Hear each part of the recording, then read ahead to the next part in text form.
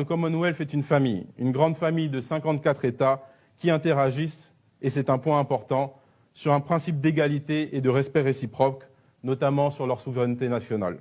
À l'heure où je parle, je peux dire que le Gabon est en très bonne voie pour adhérer à l'organisation du Commonwealth. Oui, parce qu'on se demande pourquoi. Pourquoi le Gabon Écoutez, pour plusieurs raisons. D'abord, ça fait 10 ans. C'est-à-dire que Ali Bongo, le fils de Omar Bongo, qui a présidé au destin du Gabon de 67 à 2009 jusqu'à sa mort, aidé en cela par la France, ça fait 10 ans qu'il regarde du côté du Commonwealth. Pourquoi? Parce qu'il regarde du côté du Rwanda.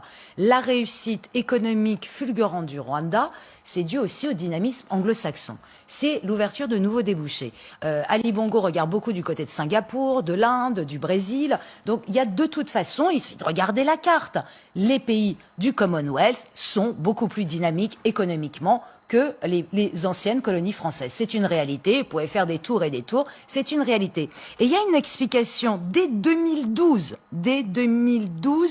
l'ancien porte-parole de la présidence, Alain-Claude Bilibainze, vous allez voir ce qu'il disait, et je trouve que ça résume parfaitement le pourquoi de cet engagement. Le Gabon veut se développer et s'offrir les meilleures opportunités. Quand vous sortez de l'espace francophone, si vous ne savez pas l'anglais, vous êtes quasiment handicapé. Les scientifiques français font des publications en anglais, alors que les Africains sont devenus pratiquement les seuls à intervenir en français. Si les Français eux-mêmes vont vers l'anglais, pourquoi voudriez-vous que le Gabon se l'interdise?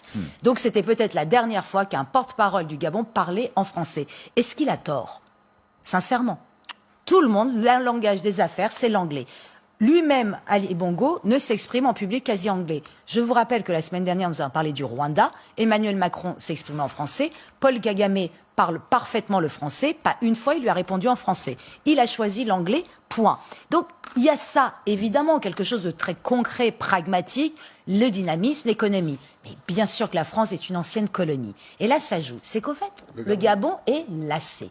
Et lassé de l'attitude moralisatrice de la France qui se pose comme ça en disant ça c'est bien, ça c'est mal.